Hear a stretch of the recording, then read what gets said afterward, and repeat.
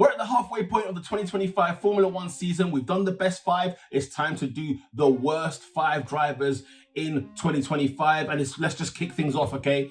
I'm sorry, Lewis Hamilton fans, but Lewis Hamilton is 5th on this list. Why? I expected more from him in this Ferrari. You know, the idea that Hamilton and Ferrari and the match made in heaven and the 8th World Championship and then everything else, I was expecting to see something from Lewis Hamilton. Now, granted, he's won a sprint Grand Prix. Okay, he's got a sprint pole position. I think, was it China? But, and don't get me wrong, I'm not trying to say he should be world champion this year. And they're probably going to look forward to 2026. But you know what? 2 things that worry me about Lewis Hamilton at Ferrari. Number 1, he's at Ferrari. That's the first problem. Joining Ferrari, it's just a suicidal thing to do in Formula One. You can't be doing this in Formula One. And if you're gonna do that and make that risk, you better make it work. And I'm so sorry, Lewis. I love you. But this is not working. It's not working, and I don't believe it will work. And that's the annoying thing, because I really want it to work. I really wish Lewis Hamilton would be there. You know, he's P6 in the Drivers' Championship. That's not what I want to be seeing from Lewis Hamilton. I'm not getting anything in terms of like the qualifying performances, maybe some Q3s, the way he enters Q3, the way he might get on the second row of the grid. Give me a second row of the grid. That's all I'm asking for, Hamilton. That's all I'm asking for. Like the way Mercedes ended in terms of like his tenure there, going to Ferrari, I don't want to be seeing Mercedes business. Like, I don't want to be seeing Hamilton 24, Hamilton 23, 22 in the Ferrari, in the Hamilton Ferrari. Like, I don't want to be seeing these things, and I shouldn't be seeing these things. He's not the worst driver on the grid. He's number 5 on my list. Because Hamilton, I think, he needs to get this together, because he's so experienced, he's so seasoned. He is the man. He's the man. So can we see the man? Can I see Lewis Hamilton, please? After China, you know, like the first couple of races, I'm expecting it to take a bit of time. You know, he's getting involved to a new team. Cool, I'm all for it. I love that. No problem at all. Then he got that win in China. I said, yes. Yes and amen. Let's go. Let's go. But I've seen nothing since. I've seen nothing since from Lewis. And that's a concern for me, because I like Lewis. I want him to do well. And it's a great story, isn't it? Lewis Hamilton at Ferrari, it's a great story. He's got the yellow helmet on, it's looking sensational, everything looks nice. The colors, you know, like, have you seen the pictures? Have you seen the social media from Ferrari? They're doing a hell of a good job. Everything looks splendid, everything's looking lovely. But you know what, even like Charles Leclerc, they're just not happy. They're just not happy at Ferrari. And seeing this sad Lewis Hamilton is not the one. We saw it enough at Mercedes towards the end. We saw it enough. And I don't need to be seeing that in Ferrari. Just go back to Mercedes. I don't need this at Ferrari. We don't need to see this. If we're going to be at Ferrari, I need to see something much, much better. And I understand, it's Ferrari. I get it. Believe me, I do. But Lewis Hamilton, man, come on. I need to see more from you. P4 on my list, Carlos Sainz. Don't know what it is about this Ferrari connection. But Carlos Sainz going from Ferrari to Williams was always bold, crazy to an extent, but crazy not on the part of Carlos Sainz, just crazy on the fact that other teams that were better than Williams didn't go for him. Weird, scandalous to me. Scandalous to me. I'm looking at Red Bull now, just looking at them like, really? Like, really? Do you know what I mean? So, Carlos Sainz, though, is getting beat up by Alex Albon. And that's not because Alex Albon's a bad driver. I'm not even saying it in that way. But you can't be getting beat up like this. You can't be getting punched up. He's P14 in the Drivers' Championship. Carlos Sainz? Carlos Sainz. P14. Okay, he's in a Williams. Okay, fine. He's got 13 points. He's got less points than Lance Stroll. He's behind Isaac Hadjar. He's behind Hülkenberg, Ocon. And more importantly, Alex Albon. Alex Albon's got 42 points in the Drivers' Championship. Carlos Sainz has 13. Enough. Enough. Enough. And you know, I'm critiquing Sainz based on his level. I'm critiquing him at the point of where he actually is, because this is a top driver. This is a top driver. Went toe to toe with Charles Leclerc in that Ferrari. Let it be that it's just the car alone. But I don't want to be seeing what I'm seeing from Carlos Sainz. He's forgetting how to drive a car. Now, this is a man who's it feels like he's had 8 teams since he's been in Formula One. So, you know, he's gone around the way. He's been around the way, you know? So it's not to say that A, he won't get used to it or he won't improve, but we're at the midway point of the season. I have to rate him. This is where I put him. He's the 4th worst driver in the 2025 season so far. Like, fight me on this one. Do you know what I mean? Like, Carlos Sainz is not giving me anything to say he shouldn't be in this bottom 5. He deservedly is in this bottom 5. He deservedly is, in my opinion. I'm absolutely gobsmacked. I even feel to change him to 3rd, because the more I look at 3rd position now, I'm actually probably being very harsh. Do you know who my 3rd place is? Oliver Bman. Oliver Bman, now look, he's a rookie. He's had a bit of experience last year. You know, he had a bit of experience last year. But he is a rookie. And Ollie Bman concerns me a bit.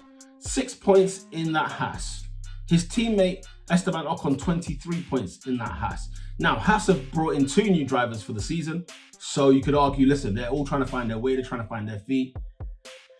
But wasn't Bman supposed to be like the best rookie out of all of these lot? You know, okay, fine. Let it be Kimi Antonelli is better than him because he's in the Mercedes. Let it be that. It's not even that. It's not even that. I'm seeing guys, he's behind Hadjar. He's behind Bortoleto because Bortoletto's done a great job in that Sauber. You know, he's in a Haas. Bman. He's in a decent team. He's in a good team. He's with, you know, Aya Komatsu. He's got Esteban Ocon. It's a nicely structured team. This isn't the Haas of Mazepin, you know, Mick Schumacher, Rich Energy. It's not them days no more. Grosjean and Magnussen. It's not that anymore. There's not been that. And there's no Gunter. Gunter's gone. And we've got a decent, like, we can give, Haas got respect. They've got respect. No one's laughing at them. You know what I'm saying? No one's laughing at them. But Ollie Bman, talk to me. What are you doing here? Behind Tsunoda. Tsunoda's bad. Behind Tsunoda this season. Behind Pierre Gasly in the Alpine. The Alpine stinks. Yeah, Ollie Bman, I don't know. You just haven't lit up the tree. You know? And I just expected better. I expected more. And Ollie Bman is probably the reason why Haas are behind Racing Bulls. Because they shouldn't be. They're behind the Racing Bulls, behind the Williams. Shouldn't be the case, I don't think. And I just had high expectations. I had high hopes for Ollie Bman. I thought he was really, really gonna, you know, light up the season. Especially how he was when he fitted into that Ferrari for a day. And he did phenomenally well. And earned the right to be in Formula 1, no doubt about it. But yeah, Ollie Bman, man. Pattern up, fix up. Number 2, Franco Colapinto. Let's just wrap this up. Let's wrap up Alpine, in fact. Let's just close the chapter on Alpine. Let's wrap that team up. Forget 26. I know you've got the Mercedes engine coming up. Flavio, I do like Flavio Briatore. Dude, what is going on there? Because look at the calamity. It almost feels harsh to put Colapinto here, actually. But look at the calamitous that is Alpine. Yeah? But Gasly gets points. Gasly gets into the top, gets into the Q3 sometimes. You know, Pierre Gasly's got 11 points this season. He's P16. Colapinto has no points this season. Alongside who else? The other Alpine driver, Jack Doohan.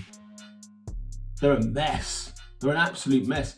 Franco Colapinto, like, he has so much reputation. He's loved a lot. And you know, unless you're Argentine, I don't really get it. Because remember, even at Williams, he came out like a house on fire at Williams. But those last, was it 4 races? He had like 3 DNFs. So he had like 3 incidences. And I was sitting there thinking, hang on a minute. And Flavio Briatore has given him one instruction. Be fast, no crashes, and get points. He's doing none of those things. He's not fast. He's crashing all the time. And he's got no points. Sorry, Franco. Not to dog on a driver. Not to put it all on them. But listen, we're ranking the drivers. And Franco Colapinto is stinking up the joint. I mean, what he did in quali at the British Grand Prix. At that point, I threw the notepad down and I was just like, what is the point? Like, what's Flavio gonna do? What's he actually gonna do with this whole scenario, this whole situation? He has to do something.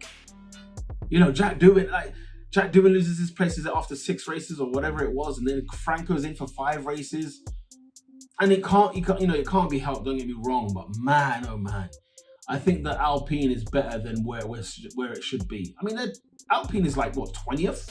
In the 10th in the Constructors' Championship? 10th! What's it doing there? It shouldn't be anywhere near there. So Franco Coletti, you're number 2. Number 1 though, the worst driver in 2025 so far this season, at the midway point, I'm sorry, Yuki Seno.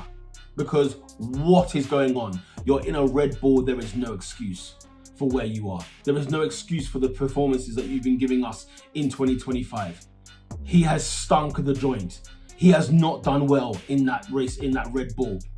And it was a great start to the season in that racing bull. Everything looked hunky-dory. He's got 10 points in the Drivers' Championship, but the guy is P17. He is behind Pierre Gasly. He is behind Liam Lawson, behind Stroll. This is not acceptable. Yuki Tsunoda is having an absolute blunder. Made a video earlier on in the past couple of weeks about Yuki Tsunoda, so check the card up there or there, wherever it may be. But my God, this is so bad. And here's the thing, this is gonna finish Yuki Tsunoda's Formula 1 career. Because I don't think they're gonna put him back in the RB, let's say next season.